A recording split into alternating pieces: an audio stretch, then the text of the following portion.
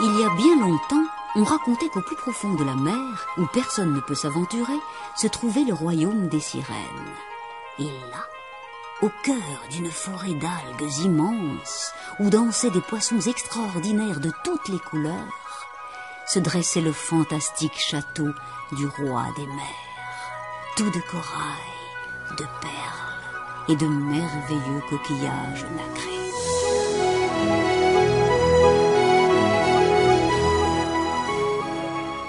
Ce roi avait 6 filles charmantes, mais la plus jeune était la plus ravissante, avec ses yeux d'un bleu profond comme l'océan, ses cheveux si longs et clairs qu'ils se confondaient avec les vagues, et sa voix si belle qu'on venait de très loin pour l'entendre.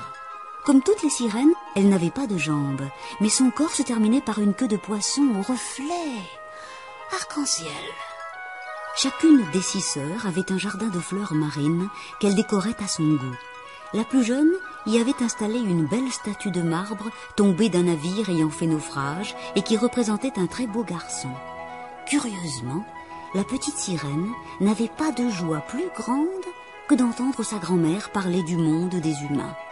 Cela l'émerveillait. Quand vous aurez 15 ans, répétait souvent la grand-mère à ses petites filles, il vous sera permis de nager jusqu'à la surface des flots. Vous pourrez vous poser sur les rochers au clair de lune pour contempler les voiliers et peut-être même aurez-vous la chance d'approcher les côtes avec leurs collines et les villes des hommes. Mais il faut pour cela attendre vos 15 ans, pas avant.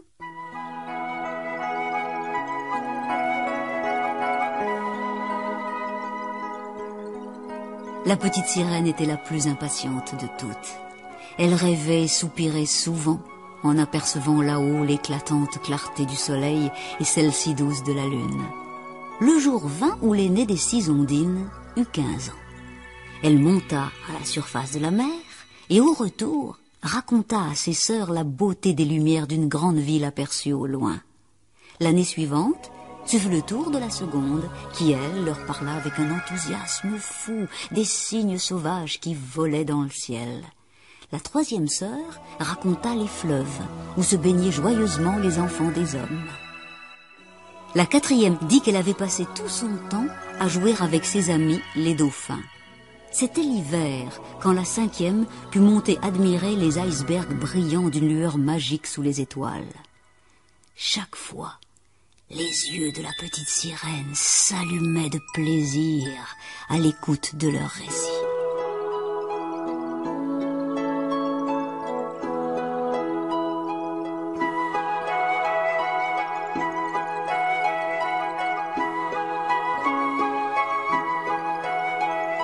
Quand arriva enfin le jour de son 15e anniversaire, elle s'élança à la surface et lorsqu'elle sortit la tête de l'eau. Le soleil couchant illuminait d'or la mer et les nuages. Un grand navire se trouvait là, tout près, immobile. La petite sirène entendit de la musique et s'approcha.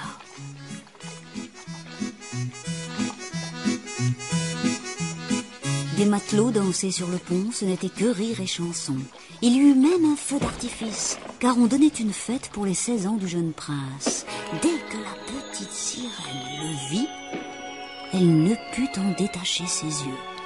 Elle resta près du navire pour le contempler, jusque très tard dans la nuit.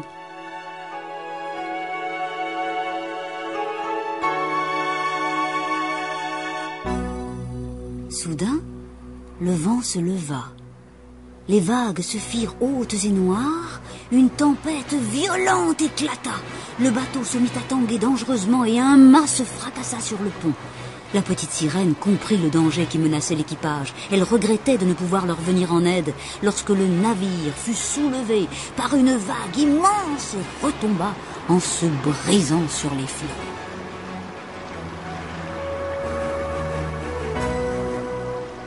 Le prince, assommé par le choc, allait se noyer. « Oh non! Vite !» Elle se précipita à son secours. Elle tint sa tête hors de l'eau et en nageant le tira à grand-peine jusqu'à une plage abritée. Elle l'allongea avec précaution sur le sable Il était toujours évanoui, mais au moins il respirait. La petite resta près de lui toute la nuit. Au matin, elle entendit des voix s'approcher. Aussitôt craignant d'être vue, elle plongea dans l'eau. C'étaient des jeunes filles en promenade. L'une d'elles, la plus jolie, se pencha sur le prince juste au moment où il ouvrait les yeux. Puis toutes l'invitèrent à se joindre à leur groupe. La petite sirène les regarda s'éloigner et, toute triste, regagna son palais du fond des mers.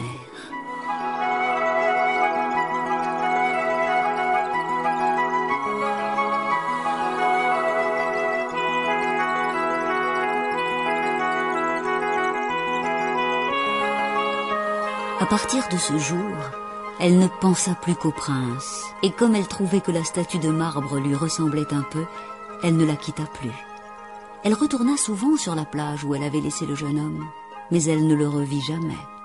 Elle confia alors sa peine à ses grandes sœurs. Émues, elles lui montrèrent où se dressait le château du prince.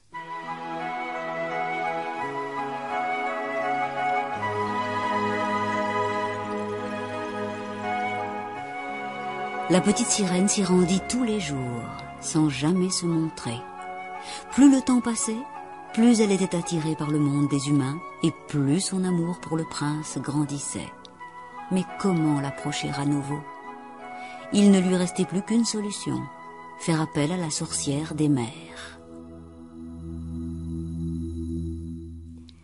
Bien qu'elle en eût très peur, elle alla la trouver au fond de son gouffre. Il lui fallut traverser d'effrayants tourbillons de vases bouillonnantes et d'horribles buissons vivants qui semblaient vouloir la saisir. La redoutable sorcière l'attendait au fond de son repaire en compagnie d'affreux serpents et d'un crapaud repoussant. Elle haïssait le roi des mers et se réjouissait de pouvoir assouvir sa haine sur une de ses filles. Dès que la petite fut devant elle, avec un mauvais sourire, elle lui lança: « Tu veux de belles chambres à la place de ta queue, je parie. »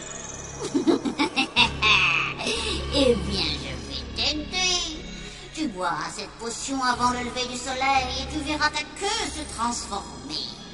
Tu garderas ton élégance et ta souplesse, mais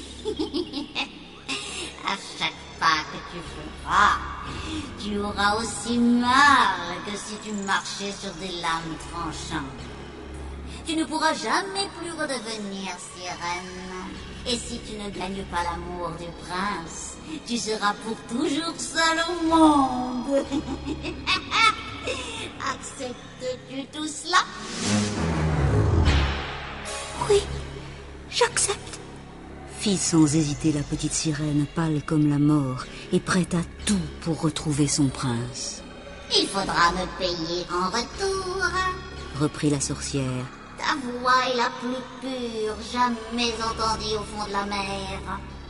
Donne-la moi. Que vais-je faire sans voix? Demanda la petite sirène. Il te reste ton charme, ta beauté. Allons, donne vite. La sorcière lui tendit alors un petit flacon et en éclatant d'un rire terrifiant, fit sortir de la gorge de l'ondine sa jolie voix qu'elle enferma aussitôt dans un coquillage. La petite sirène nagea jusqu'au rivage tout près du château du prince. Là, elle but la potion et aussitôt une douleur terrible la fit s'évanouir. Lorsqu'elle se réveilla, son bien-aimé était près d'elle et lui souriait. Timide, elle baissa les yeux et vit avec plaisir qu'elle avait maintenant 2 belles jambes à la place de sa queue de poisson. Le prince lui demanda qui elle était, d'où elle venait, mais désormais muette, elle ne put répondre qu'avec son plus tendre sourire et son regard triste et doux. Alors le prince la mena au château, où une servante s'occupa d'elle et la vêtit d'habits somptueux.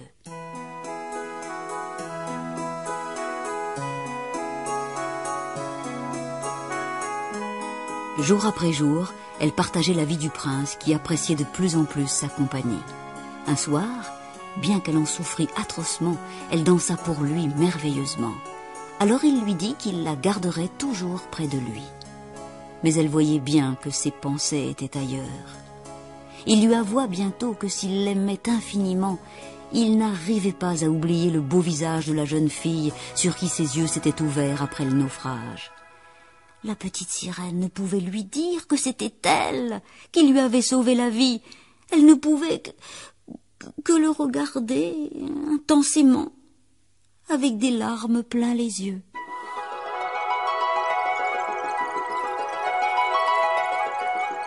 Les parents du prince voulurent que leur fils, en âge de se marier, rencontre la princesse du royaume voisin.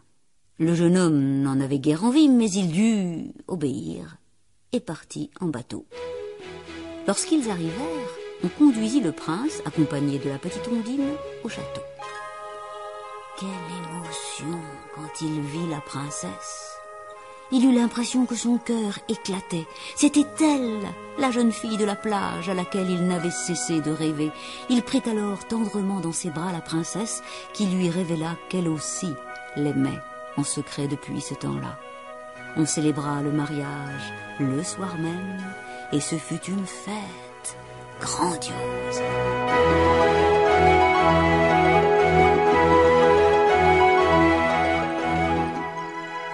La petite sirène en eut le cœur brisé. « Que vais-je devenir maintenant toute seule, dans le monde des humains ?» se dit-elle dans un soupir désespéré.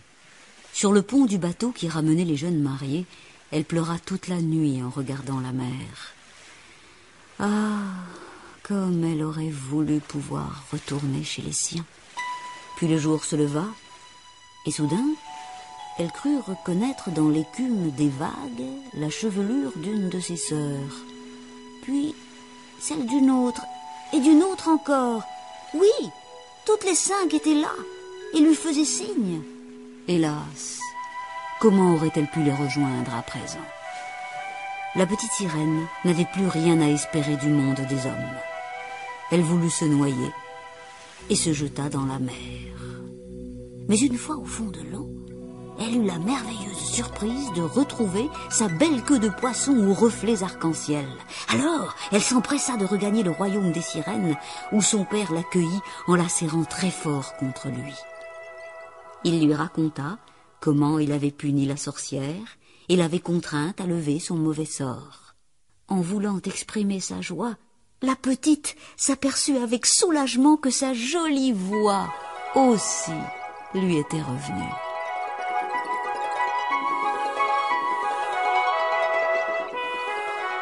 La petite sirène pensa tellement longtemps au prince qu'elle crut ne jamais parvenir à l'oublier. Pourtant, plus tard, bien plus tard, elle épousa un beau prince des mers, auprès duquel elle fut très heureuse. Si un jour vous apercevez comme de longs cheveux d'or qui dansent sur les flots, ou si vous entendez une voix mélodieuse sous l'eau, peut-être s'agira-t-il de la petite sirène. Qui sait ?